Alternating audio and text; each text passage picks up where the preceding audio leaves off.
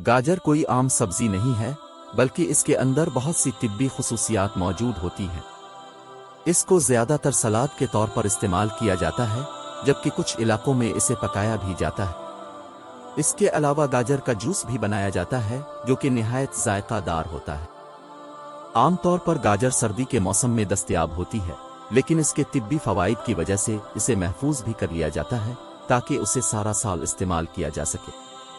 कुछ ममालिक में गाजर को सारा साल इस्तेमाल करने के लिए इसका अचार भी डाला जाता है, जो कि बहुत लजीज होता है। गाजर हाजमा की खराबियों को दूर करने में मुआविन साबित होती है।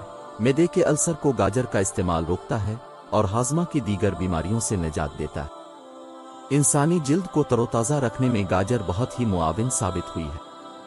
खाने के बाद गाजर को चबाकर खाने से मुंह में पाए जाने वाले जरासीम हलाक हो जाते हैं, मसूड़ों से खून बंद हो जाता है और दांतों का इन्हितात रुक जाता है। गाजर और पालक का रस मिलाकर पीने से कब्ज खत्म हो जाती है और अंतड़ियां साफ हो जाती हैं।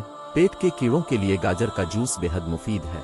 गाजर का जूस आंखों को तवाना करता है। माहिरीन का कहना है कि गाजर में विटामिन सी, कोलेजन की पैदावार बढ़ाता है, जो हमारी जिल्द के लिए इंतहाई अहम और मुफीद है। खास तौर पर यह जख्मों को जल्द भर देता है और हमारे जिस्म को सेहतमंद रखता है।